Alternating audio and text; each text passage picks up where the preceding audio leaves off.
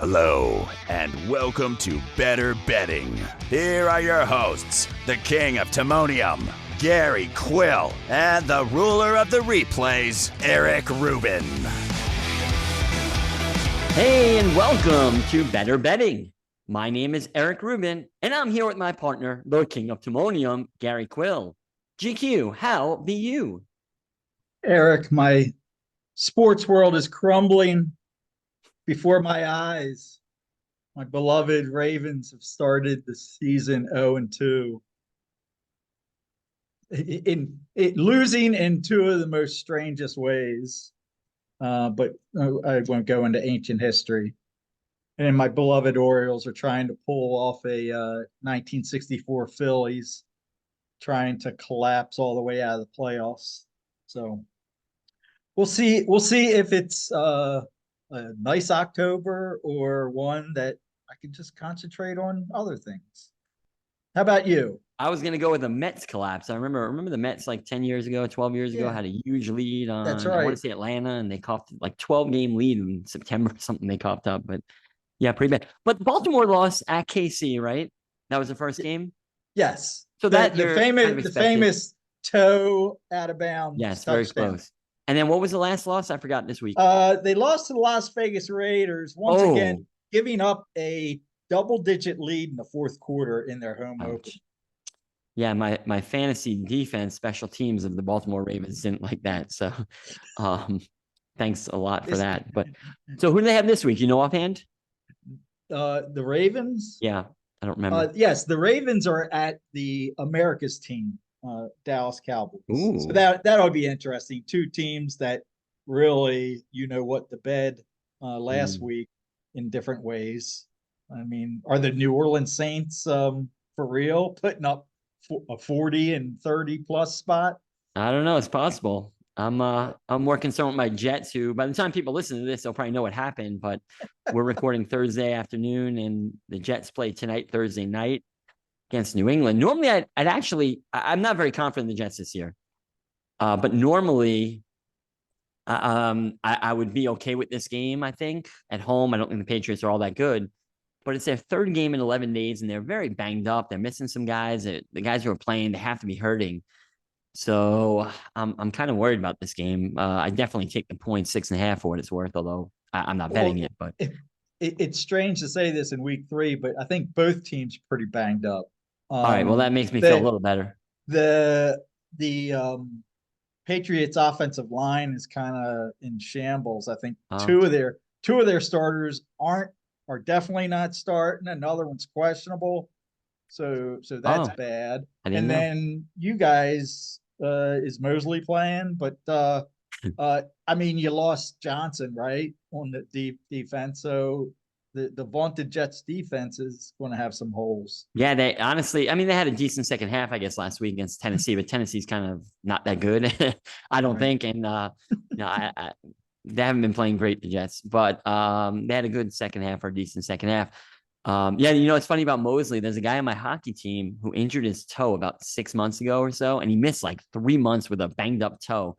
And we were teasing him mercilessly. We even have a nickname for him, J Toe. It's an inside joke, but and then I saw Mosley's out with a toe injury. So we were all like, yeah, I guess it was, it's something serious. But honestly, I didn't look if he's playing or not. I know he was questionable for the game tonight. I hope he plays, but they're okay without him. I'm more concerned Jermaine Johnson being out. And I mean, they have a little depth on the line, but it's really being tested with Reddick holding out and Johnson. So we'll see.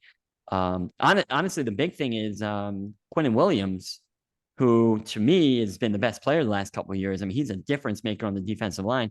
He's been okay. I think it's more because he's getting double teamed because they don't have to worry about other guys, but he hasn't been that difference maker yet. So I'm hoping he can be. And that's going to be a big help to them. So we'll see. Hopefully, good things happen. I'm not expecting too much.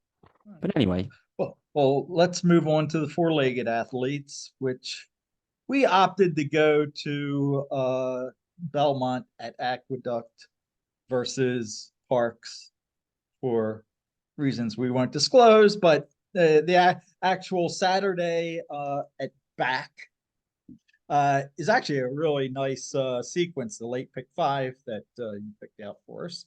So without further ado, we'll start off the late pick five for Saturday. Belmont at Aqueduct. It's race 7. It's 6 furlongs, and it's for filly maiden, or I'm sorry, not filly maidens, state bred maidens. I had to put my glasses on, see what that little thing in the box was. $75,000 purse for maidens. 2-year-old folded in New York State and approved by New York State Bred Registry. Thank you. 16 were entered. 12 will be able to run if they so fit. So, what'd you come up with in race 7? All right. Well, I think you're the same. We don't really look at the AEs. So if they join, there seems to be some AEs that are very competitive here, but not including the AEs. Unfortunately, there's a race that I want to spread a little bit in. It's kind of a guessing game, and I hate to spread when other people are going to spread, but a little bit of a guessing game. There were 4 horses I wanted to use. I might even go deeper. I do want to see the workout reports, which I get. So that'll have an impact, but I don't get that till like the night before. So I can't really be helpful now. But here are the 4 horses that I want to have on my ticket. The 1, Kenny B, first time starter for Dave Duggan. You know what? While I'm doing that, I should have done this before because I'm terrible at this. But for those watching and not listening, I'm going to share my screen here. I hope I did it right. Share. Sorry, this is going slow. Share my screen. There we go. And I'm going to pop up the program just so I can scroll along. Some people like seeing that as we go rather than our faces. I can't imagine that. Penny B, David Duggins, capable, 1 for 10 with 2-year-old first-time starters sprinting on the dirt. But he's capable of complexities, off to a really good start as a sire, 19% winners. A little bit of a guessing game, but I want to use that horse, and he's a little bit of a price at 10-1. The next horse, I'm just going number order, the 2, Revivalism, 15-1. Again, if he was 5-1, 4-1, I wouldn't use him, but he was an off the turf race, going a mile at this level. And he was 4 wide against the Gold Rail. I'm not a big bias guy, but August 1st was one of the biggest biases I've seen in my lifetime, where the rail was so gold and outside was just terrible. And this horse ran 4 wide. He was in contention until early on that second turn. And then he faded badly and actually had to be the equine ambulance had to come in and take him off. So who knows if he can, run. But I mean, George Weaver is very good second out. He's much better second out than first out. The horse was up against it. And for 6 furlongs, the horse, that was it. The race was 6 furlongs and he ran like that. He would have 4 wide against Gold Rail. So Revivalism, I wanted my tickets here. Again, something might be wrong. The 9 horse, if I scroll down, Sunday Guilt, which again, this is more of just a trainer angle, because out of all the trainers here, Jeremiah Engelhardt has the best numbers, 2-year-old first-time starters, wins at 22% with first-time starters, 2-year-olds sprinting on the dirt with a 207 ROI. So I'm not a big stats guy. If you listen, I don't spout them too much, but for those reasons, when I'm guessing anyway, I might as well take a chance with the 9. And then the horse that, if I had to pick one horse on top, I'm going to go with the 7, Caddy Master, who ran on the turf for Horacio de Paz. And I just really liked his turf race. He ran 4 wide chasing, decent pace. It wasn't a great pace, but a decent pace. But 4 wide on the turf is not a way to win. I don't know if he can handle the dirt, but based on the breeding, it shouldn't be impossible.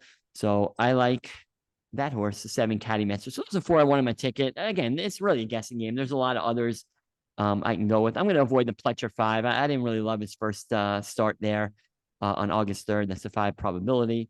So I don't want a short price on him. And Pletcher is very good first out. He's actually better first out than second out. So, I'm assuming the horse was probably somewhat cranked. Sloppy, I can see him winning, but I'm going to try and beat that horse amongst others.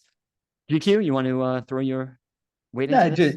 Yeah, since you have a Pletcher horse up there, not all Pletcher horses are bet off the board first time, right? You know this better than I mean, went off at 5-2 and didn't run to those odds.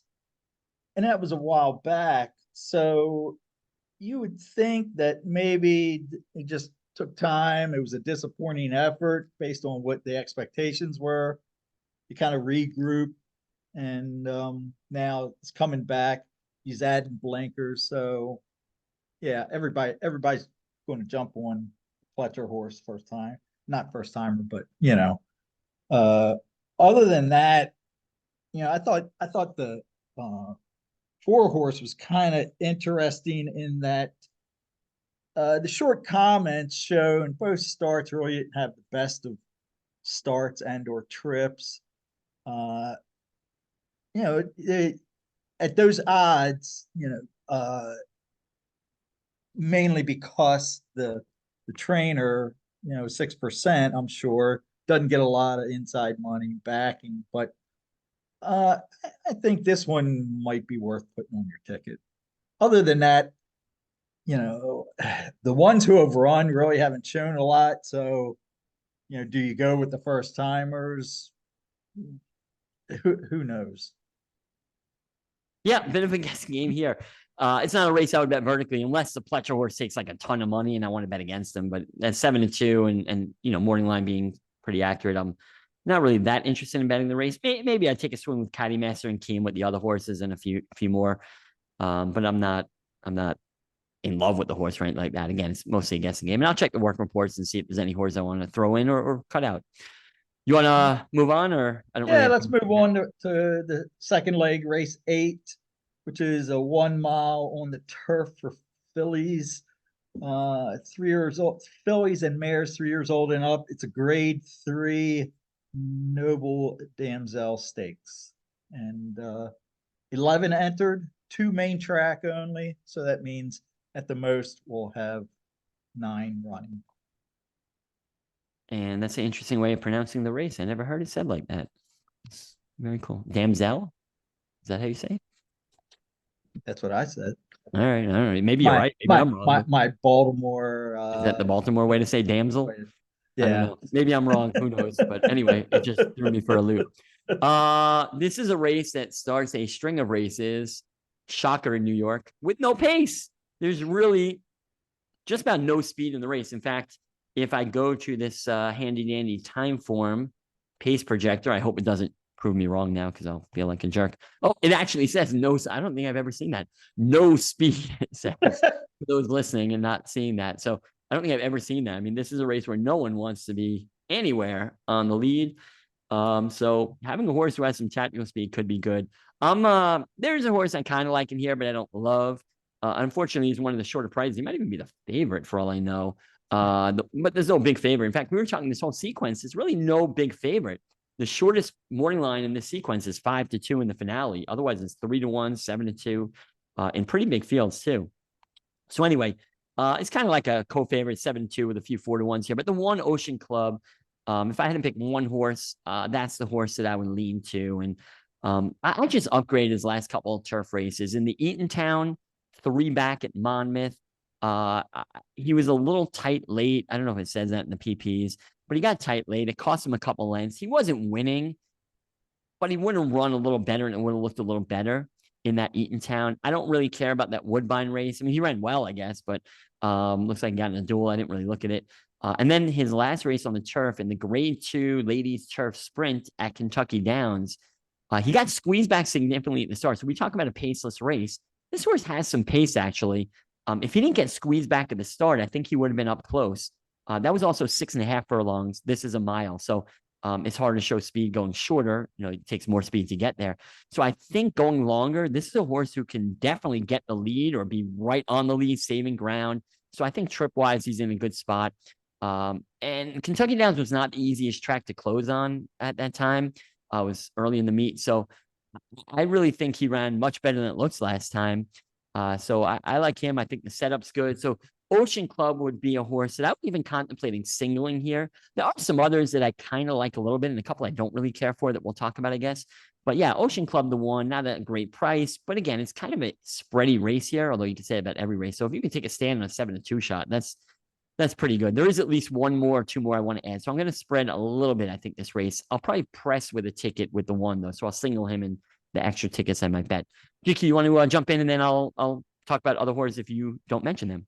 Yeah, I guess I'll jump in with a question to you. So were you able to see the replays for the 4-horse Edict who's coming in from Argentina? Any Yes. Argentina replays? No speed there, or Yes, and I've been working on my Español porque tengo un estudiante en la clase solamente habla español. So I've been working on my Spanish. She's helping me, this kid, to get better at it. Cool. So I was able to navigate the Spanish language website and find the resultados and find the replay. So I wrote fairly easy lead, and he was chased by a 31-1 shot who held second. He actually lost the lead, this 4-horse edict, and then battled back to get the lead late.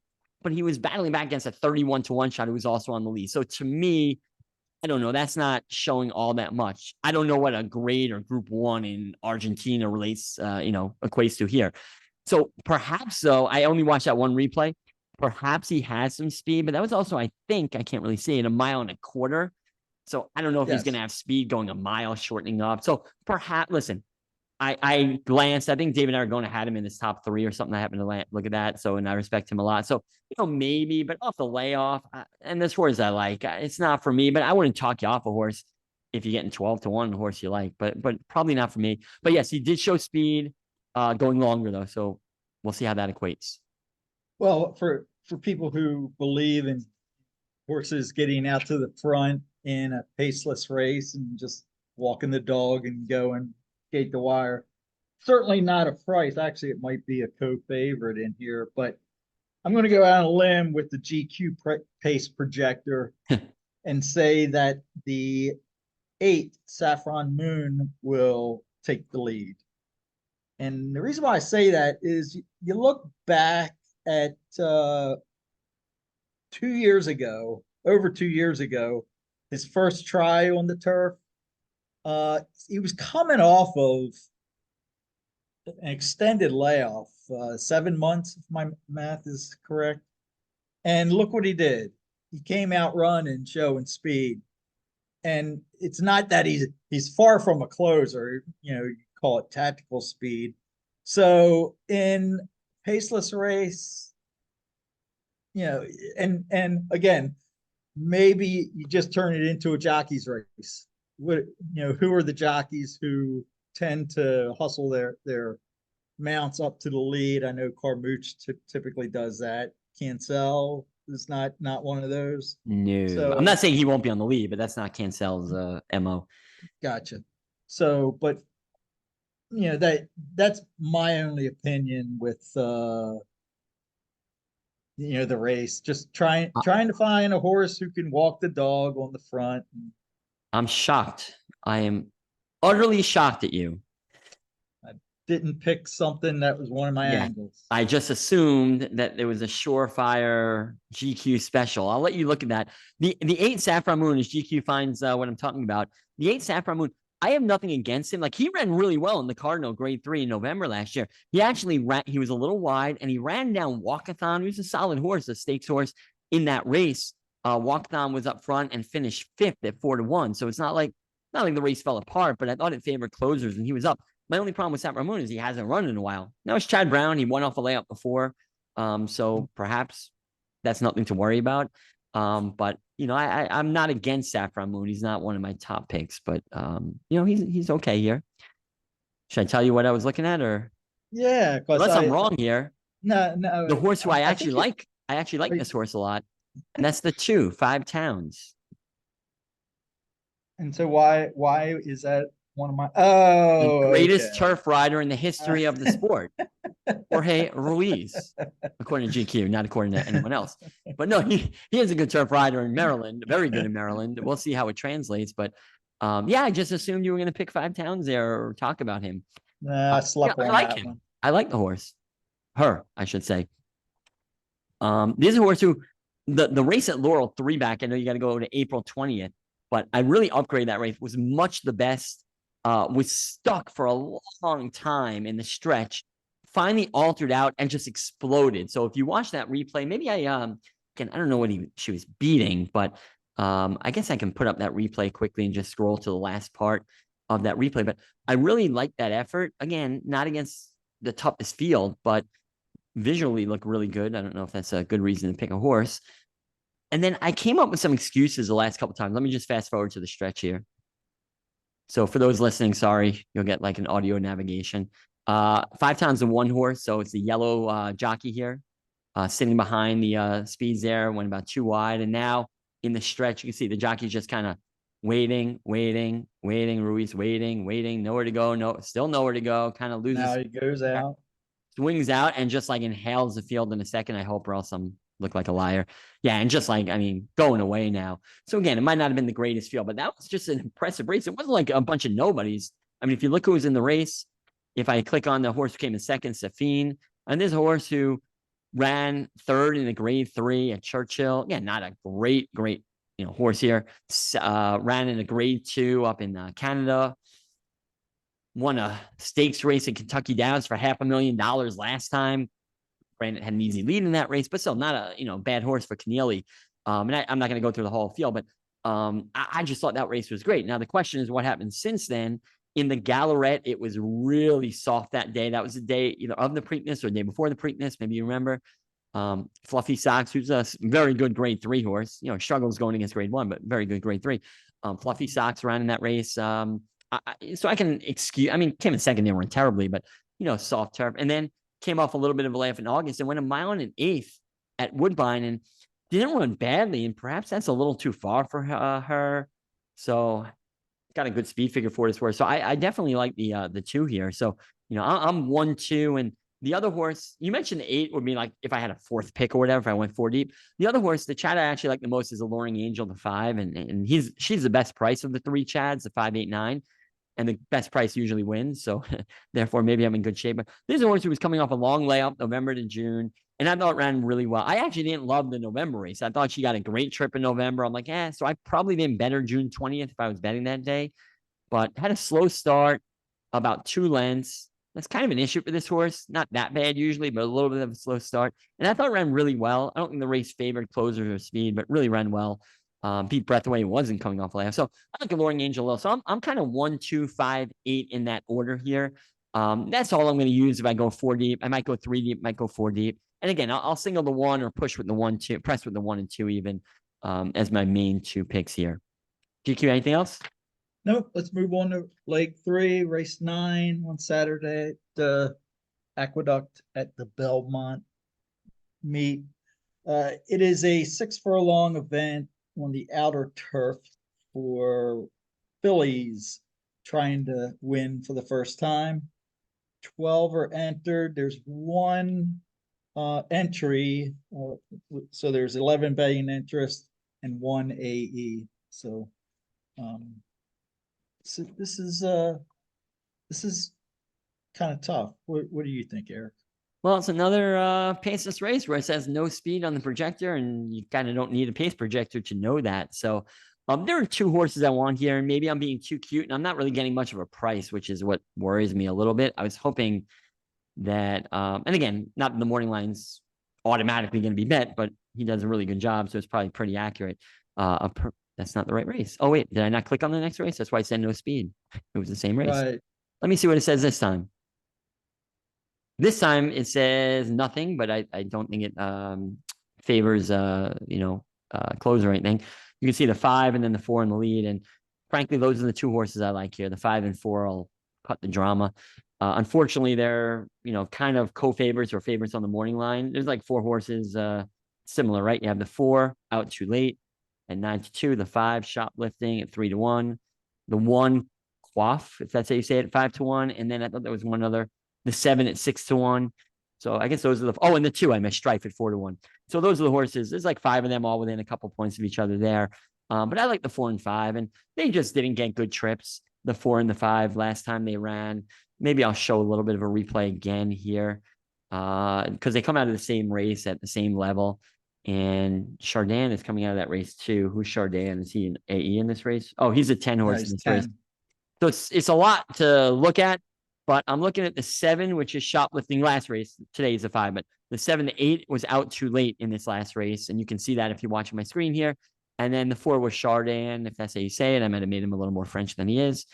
So 7 and 8 I want to focus on here. And we'll see how easy it is to spot on the screen. I can see it well. I don't know how it comes across to you guys, but hopefully good. 7 and 8 we're watching. You can see already the 8's kind of back and definitely got squeezed at the start. So 7 and 8 are in the back. And again, they had trouble at the beginning, which I don't have a head on here, but they were kind of squeezed back. The 4 was kind of, shuffled back a little bit too there. And I just thought like the 4 out too late or whatever number he was here. The 8, he had a wide trip, 3 wide. He was bumped hard in the stretch, as you'll see coming up. Again, they're towards the back still. The 7 horse had a very similar tough trip. So right now you can see the 7 checking a lot. The 7 is shoplifting, checking. The 4 Chardin didn't have a great trip, but he was able to at least slice through on the rail. He gets a little stuck in the 4. 7 and 8, the white and the yellow jockey here, or green, whatever that is, you can see. There's gonna be a hard bump. The head on would have been better maybe to show, but it's gonna be a hard right here. It's a hard bump on the 8. It doesn't look awful, but it was significant. The head on makes it look bad, and then he comes, and the 7 bumped him, so he got something taken out of him too. And they're coming on late a little bit here, finishing okay. And you can see the 4 just really flying late. So I can see why people might like the 4. If I go back, here's the 4 in blue. He kind of got caught up or whatever and waited, and then he really turns it on late here.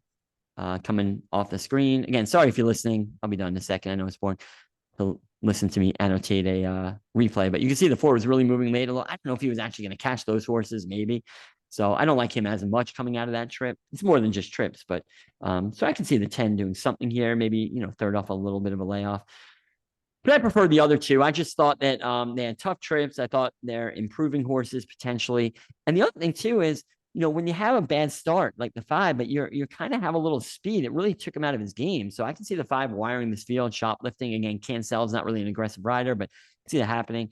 And the 4 had a really tough trip, and he's even lighter race, so maybe he has more upside perhaps. So those 2 horses are the 2 I like. I'm probably only going to go 2 deep here in the pick 5. I don't know, because the others I'd add are short prices. When you're betting the pick 5, like take a stand, in my opinion, take a stand, or I'd rather do it with 1 horse. 2 is kind of not good mathematically because you're doubling your bet to just add 1 horse.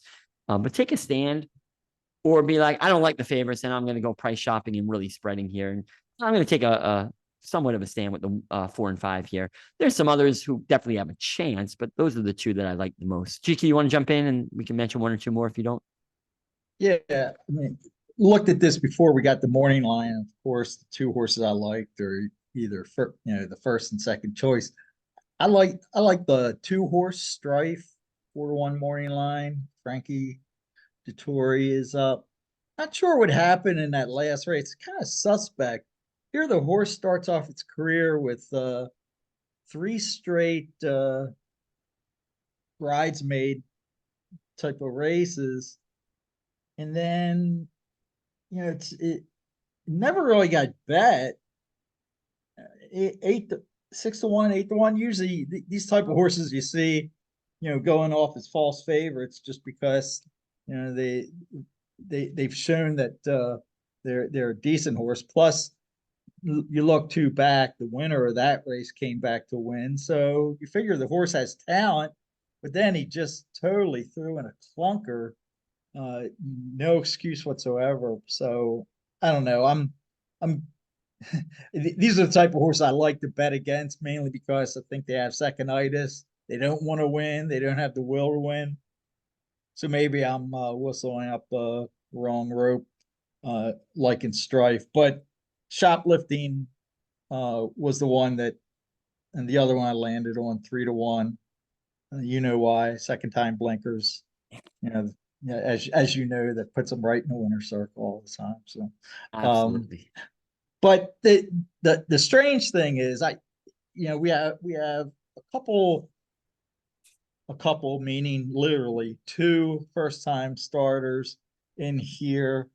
The horse on the outside, Fancy Quality, is really nicely turf bred, part owned by my racehorse people. So the horse is going to get bet because it's a my racehorse. But again, here we are with a bunch of maidens that even the ones who have run on the turf, they're bred to win on the turf. So it's not like you can get around that fact of, oh, are they going to run on the turf?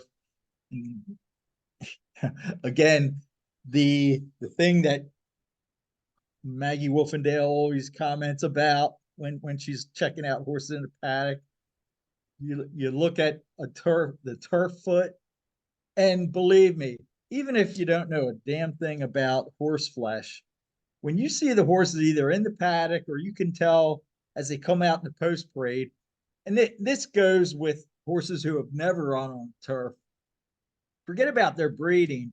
I mean, if their hooves are like oversized, I mean, they're the type of horses that are going to relish the turf. So, sometimes it comes down to just being able to see them, to see if they be have better footing on the turf. But then again, the ones who have already run on the turf. They're so we're really not comparing apples to apples with that kind of scenario. So I don't know. I hate to be a chalk eating weasel, but they're the two that I like the best. I tried to look for something else, something hidden in the PPs, but I couldn't in this race. Yeah, and one thing, the average buyer to win this level on the turf sprint is an 82, and these horses aren't really coming that close to it. So while the first time starters have trainers that this is, even though you think like Pletcher, this is not really their thing, perhaps they're worth it because it's not a very strong race for the level.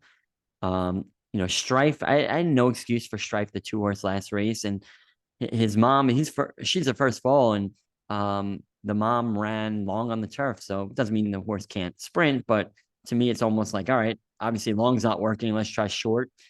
Whether it's a breathing issue, whether it's just, a stay. I mean, it's Clement does very well. So I can see the two winning, but I don't really have interest in the two.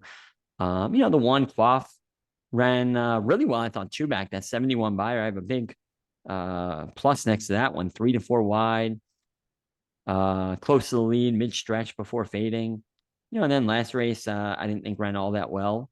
Granted against Deep Satin, but a bunch of these are coming out of that race. And, shortening up, I don't know. Maybe the horse could do something. But like I said, I'd rather stick with the 2 horse who, had the trips. And unfortunately, a lot of people saw that. So you're not getting good value here. But that's what I'm going to do. And it's tough because usually there's like a big favorite or a favorite, and you can either play against the favorite or bet the favorite. Here, there's no real favorites in these races. So people like those wide open races, but I actually don't sometimes. I like the big field, but I like to be able to take a stand against the horse. So taking a stand against a 4-1 shot is not really taking a stand, but I guess we'll leave it there. So I'm mostly 4-5 there.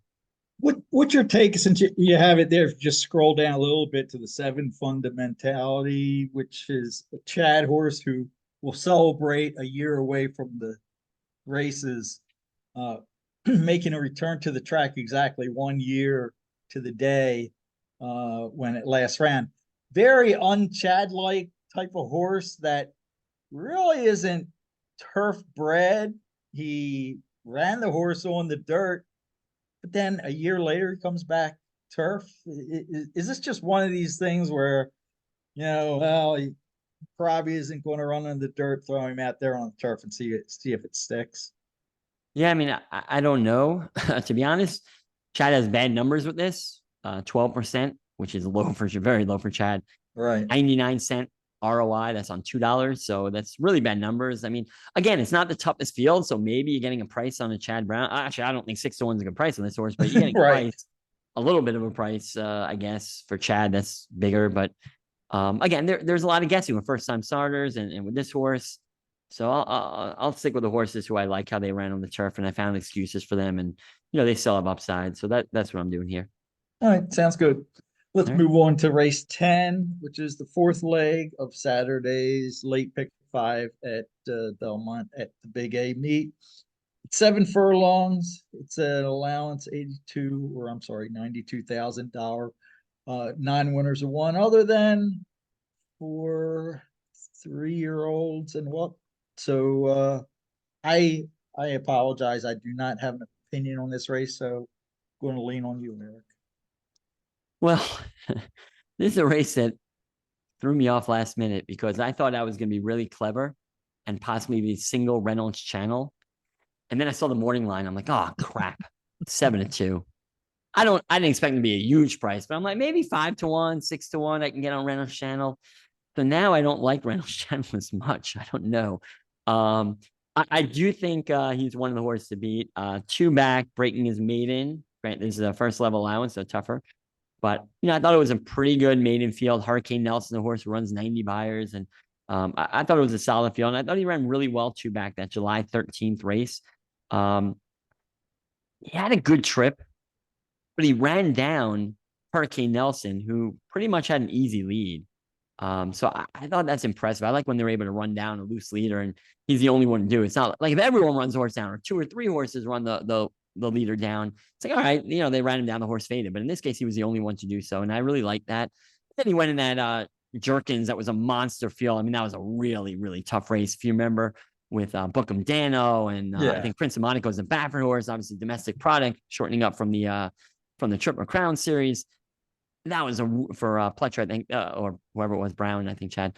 That was a really tough field, and I mean, you can see it was 40-1 that day, so he didn't have much of a shot that day.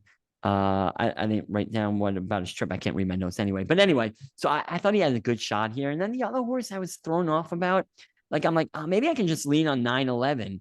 And that's Key Point for Brad Cox. But now I'm like, they're the favorites again. This horse ran really well last time off a long layoff. He ran September of 22. He was almost 2 years off. He ran against state bred second level allowance optional claimers. So, a little weaker than this. Usually when they win that in state bred, you either go to state bred stakes races if there are any, or you have to go to open company. That's what brings him here. But it's not like that's much a weaker field or anything like that. It was a comparable field, maybe a little weaker. And I thought he ran really well, especially considering the layoff. So that was a day, August 1st, a gold rail. This horse was not wide, but he was too wide. And the horse he beat, Jack and Bernie, was riding that gold rail.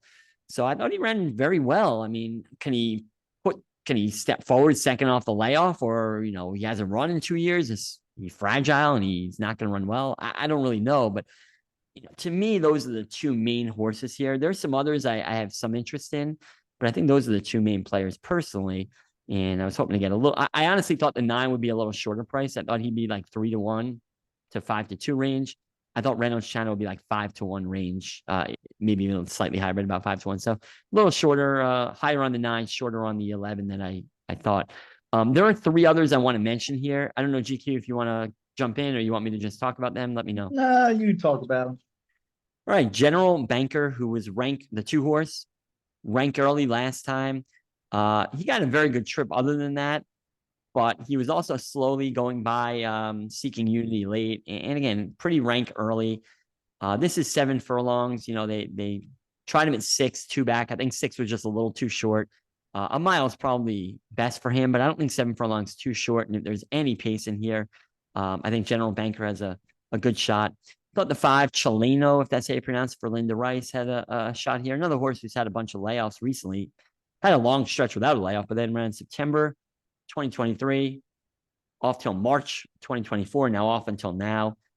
But ran very well in March off a similar layoff. So why can't he do again? It was, was moving into second, just missed second last time. Another step, he would have got second. Wasn't a match for the winner that day, but I thought ran pretty well at this level. I mean, he's been competitive at this level. It's not the toughest field for this level. So I thought that horse had a chance here. And then the other one is a little bit of a price, I guess, 8-1 on the 12 horse.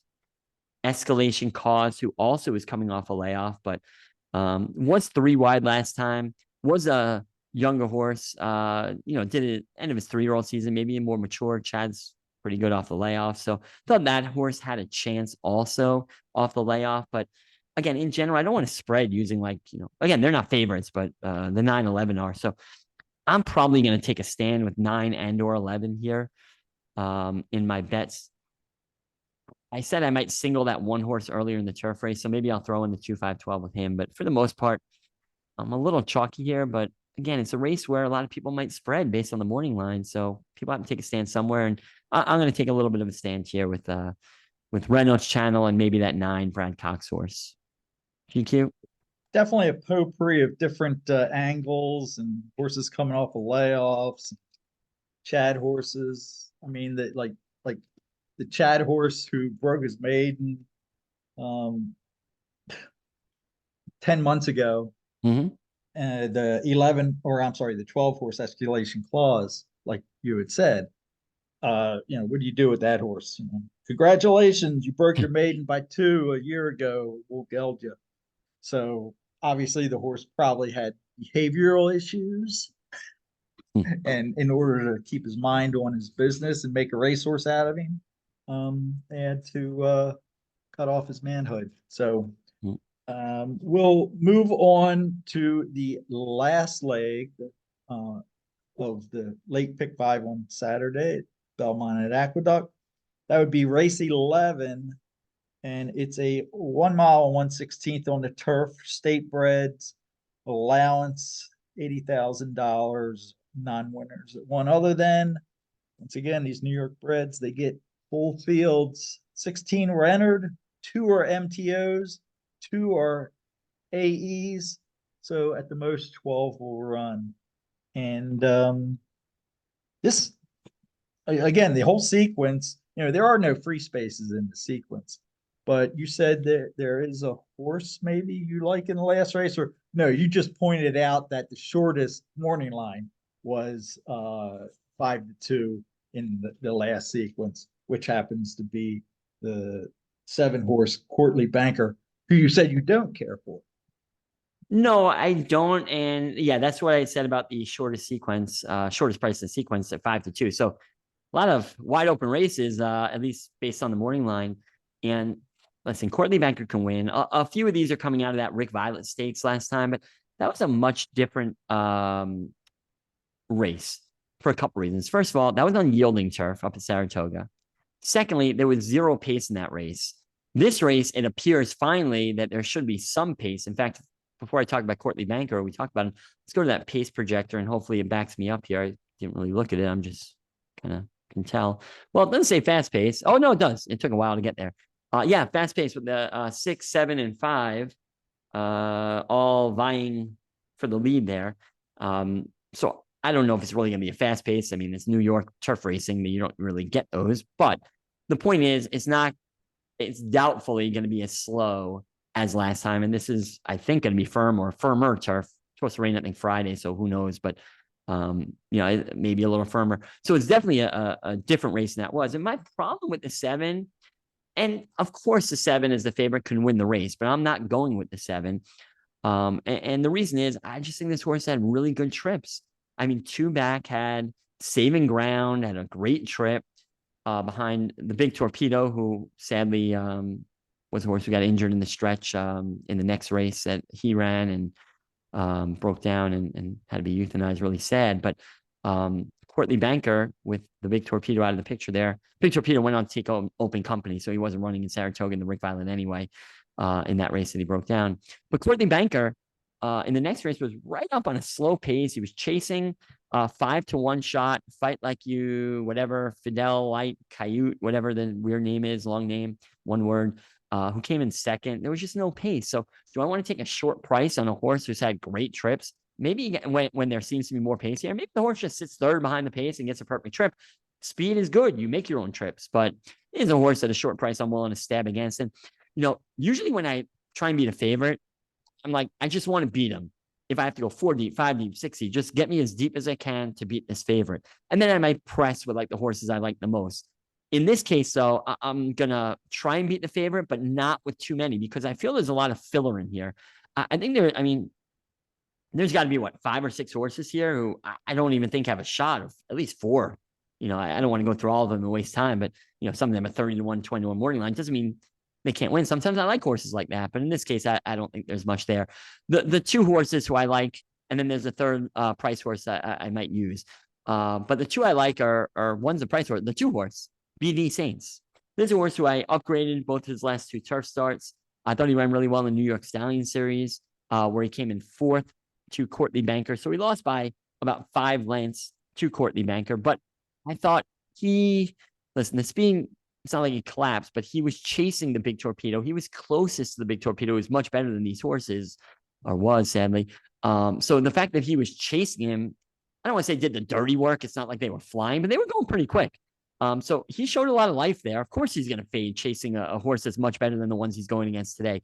So I like that race, and I probably bet him August 15th. I bet. I don't remember offhand, but it's 16-1. I got to think I used BD Saints or bet him in that race, and he just had a bad trip. He had a slow start, so he was further back than he wants to, because he's a horse who can, be somewhat close to the pace, but he's capable of closing, obviously. He was rank So slow start, squeeze back at the start. He was ranked. The only problem with him, the reason I don't love the two BD Saints, he's often runs kind of rank. He's not an easy horse probably to ride. But he was checking with nowhere to go for almost the whole backstretch. There was no pace to close into.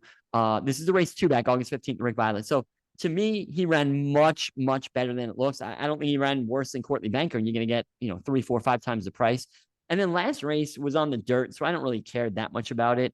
But if you look, it was better than his other dirt races for the most part. So, chasing a pace in the Albany's against better. I mean, Pandy, he ran in Dubai, right? In the one of those big races there. So he was obviously a pretty good horse. So I like BD Saints a lot here. And then the other horse I like a lot is a little short price, but not the favorite technically here. Fake Celebrity, the 3-horse, Chad Brown, Dylan Davis, who's been riding lights out for the last month or two. This is a horse who is coming off a layoff. Chad's got a lot of layoff horses in this sequence, but this layoff, Chad does very well with this kind of layoff horse, meaning maidens on the turf going long. He does very well. I didn't write down the percent, but I think it's like 30% or something like that. It's crazy. Oh, no, I lied. I'm looking at the wrong thing. See, I lied. His numbers aren't great with this. In fact, you know what? Let's show how this formulator works so I don't lie. So if you put in, let's see, I can put in a few options here. So I'm going to go with surface turf. We'll stick with that. I'm just going to go plus 180 days, even though it's more than that, but make it easy. Plus 80. If you're off 200 or 250, is there much of a difference? I don't know. And let's go with maiden special weight here. And sorry, I'm taking longer than I wanted. I thought I could do it real quick. It's a little hard because my screen is shared. Let's go maiden special weight instead of all maidens. And because he's dropping them, maybe he doesn't care about them as much. And then the distance, let's go with a route because he's going a route off the off the layoff. And if you look at his numbers, for those who aren't familiar, they're up top. No, he has good numbers. 30%. I don't know if your faces or my face is covering it up. Can you see the I don't know what I just did. Yes. You can see, all right, because 30%. I see something else profile here. I don't know how to get that off now. It's annoying, but what's the ROI? Can you see it up there? Unfortunately, we're covering that. Oh, that's what I was saying. Yeah, all right. Oh, wait a minute. 221 Oh, ROI. So he's positive ROI with 30. Yeah, So 221. That's what I wrote originally. Good numbers. I don't know why I confused myself here, but so he's very good with these moves. It's Chad. And I thought the horse ran well to break his maiden last time. Could step forward as a 4-year-old now. I don't love the horse, but I think in this field of not great horses for this level at all, I think it's a pretty weak race for this, a very weak late race for this level. Why not bet that horse who is probably going to improve off of his numbers? Don't love him. I wish BD Saints didn't run so funky because then I would just single BD Saints, but I'm mostly 2-3. And the only other horse that I thought about using was the 11 horse, just for a little bit of a price. Blame It on Daddy. Stole my thunder. Oh, I'm sorry. So go ahead. I'll let you talk about him. I won't hug it. Go ahead. No, the only reason why I was going to mention Blame on Daddy is because looking back, I mean, I was looking, he's got, I think, not the best, but he's never run it in the money out of 5 turf races, been off the board. But I mean, his speed figure, at least his Brisnet, he's run twice, which those 2 figures, you have Blaming on Daddy up. Yeah, I wanted to show all those races. It moved it up. Go ahead. No, that's okay. So on August 3rd at Saratoga last year, he got what, a 70 buyer. Yep. And then on June 9th at Belmont, that 7 furlong race, he got a 76. Well, Brisnet, he got an equal speed figure, which is actually the 3rd highest among everybody in here who's ever run on the turf, regardless of the distance. I don't know what's going on with the horse, where they sent him to Florida, to Tampa for the winter. He ran in 1 race. Obviously, Tampa doesn't have New York bred races, so he had to run an open and didn't do too well. After Tampa closed, they shipped him up to Saratoga. He never saw the track in the afternoon. And now he's finally getting in a New York bred race. So, and the Paz has him. So just because he's capable of running a decent speed figure. Now, I don't know, if that 76 is anywhere close to any of the other horses as far as buyers go, but Yeah, and I mean it is. It's and he ran it last year. He could be better now, or not. 81 is like the top buyers, and usually it takes like an 85 or something to win at this level if you're a buyer speed figure person. But and DePaz improves these a lot. He had some excuses in each of the races, bumped to the break, wide trips, etc. It's more of a stab on faith in DePaz, but the horse, as you said, and the best race the horse ran, that 76 buyer, was off of a long layoff. So the horse can run fresh, I guess. And DePaz just, I mean, what I did, I looked at DePaz horses that were off for a layoff like this, and he's getting them for the first time in his barn. And every horse I looked at, it was like, all right, ran like a 50 buyer and now ran an 80 buyer for him. Ran a 60, ran an 80, ran a 71, ran an 86. It just, all of them pretty much move up. I don't know what the numbers are great, but he moves them up. This is a weak field. Why not take a stab with him? So, that's a horse that I think that's kind of why I like the Chad, only the Chad's not a good price because he has to run better, but there's a lot of upside there where, the others, I don't know. So anyway, sorry. Was there anything else? no, that's all I had to offer. Okay. So yeah, so I'm mostly 2-3, maybe the 11 a little bit. I'm going to try and beat the 7. I don't hate the 4, Rabaha. In fact, I bet the 4 last time, Rabaha, in that race. And I mean, I didn't love how Rabaha ran in that race. Chased the pace. It wasn't really that fast a pace. And I don't know, it wasn't anything special. But in this field, he has races that 85 buyer to break his maiden would win this probably. But he did that with an easy lead too. So I thought Rabaha would be a bigger price. So at 7-2, I don't like him. If he was like 5-6-1, I'd say, you want to throw him in, or I want to throw him in maybe. But I can see Rabaha winning. I'm just not a huge fan of the horse here. So mostly 2-3-11 for me. Trying to beat the 7 and maybe try to beat the 4 too. If they're short prices, is a race I'll definitely bet. And I'll probably throw in 1 or 2 long shots with them if I go vertical. Like maybe the 1, even though I don't love the 1, throw in, and 1 or 2 others. Like I said, there's a lot that just look like filler here that don't have too much of a chance. And the last thing I'll say, and then I'm done, is like I mentioned earlier, the AEs, or at least one of them, maybe it's only one, really can play a big role here. Slap in the face. I didn't handicap the horse and look at replays, but just looking briefly at the race, I think this horse has a very good shot here if he were to draw in, and that's a 13 slap in the face. Anyway, that's all I got. So I know going back to the first leg, you were referencing your opinion would be altered based on workout reports that you get. So are you going to share your opinions in social media, or if anybody's interested in knowing your opinions once you've been able to dissect the workout reports? Sure. If anyone wants, how will our dozen loyal listeners / watchers be able to know who you landed on? Well, they will be happy to know that if they want Bandits BB, if you reach out, I'll be happy to share. I don't know if I'm legally allowed to share the workout reports. I won't share the actual reports so I don't get in trouble, but I'll gladly share who I would like based on those workout reports. So feel free to hit me up. I'm happy to oblige. So yeah, race 7, I'll probably going to spread a little bit. Oh, everyone will. Right now I'm probably 4 deep as of now, but might add 1 or 2 more. I just got to decide. Like I hate a sequence where I don't have a surefire single, and I don't really have one. Race 8, I kind of like the 1 Ocean Club, but I like the 2 5 Towns. So do I want a single Ocean Club? Race 9, I kind of like the 4 and the 5 Out Too Late Shoplifting. Race 10, again, I'm on some of the chalks there. Race 12, maybe BD Saints at a price I can single, because if I single him, I can use like every other horse I want and then just single to BD Saints. So that's a possibility. I might do that. Well, that's what I was going to say. Taking an inventory of how you approached it and what you said about the horses in each race, I would have thought that BD Saints, if you needed a single, that would be your single. Yeah, because my second choice is going to be one of the favorites. So I'd rather single a price. And there's a good chance. I'm hoping that someone scratches. Like if this Chad Brown in the last race scratches, then I'll single BD Saints. I'll be very happy to. And there's a good chance.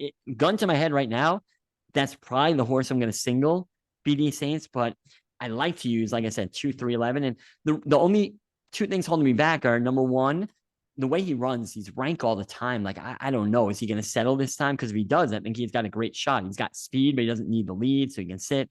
I do like him. And the other thing is, if I'm going against the favorite, I love to make sure I beat the favorite, because I think a lot of people will single Courtney Banker in this spot. So, if the 3 wins or the 11 wins, it's going to pay substantially more than it normally would, because I think this is a race where a lot of people might single Courtney Banker. So I don't know. I'm up in the air. Like I said, I really hope one of the horses, I know it's terrible to say, I don't want anything to be wrong with the horse, but, put like a Linda Rice and just, get a vet to say the horse can't run because the race is too tough. But, I didn't say that. But no, seriously, I'm hoping one of the horses, like in that 9th race, if the 4 out too late or the 5 shoplifting, if one of them scratches, I'll just single the other one. So we'll see. Hopefully the scratches help, but who knows? Anyway. All right. You good? Well, yeah. Good luck. Hopefully the weather, I think the weather's supposed to stay nice up in this part of the country for turf racing. I'm hoping. I think I saw a little rain maybe Friday, but otherwise should be decent. We've had a good stretch of warm weather, and I think, what is it, 2 more weeks till Maryland Million? The big is that 2 weeks or 3? 3 weeks. 3 weeks. Yeah. I'll be down in Maryland to witness that. So maybe we'll cover that on our show, I bet, in 3 weeks. Something to look forward to.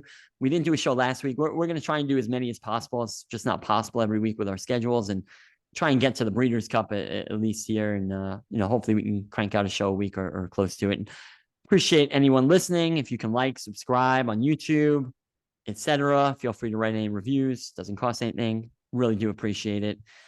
That's all I got. GQ, any final words of wisdom before I sign off? Oh, good luck. All right. Good luck to you too. I don't know if you're talking to them or me, but I'm assuming everyone. Everybody. Everyone, good luck. Don't want to leave anyone out. All right. Anyway, Yes. have a great weekend, everyone. Hopefully we'll talk to you next week. Ta-ta.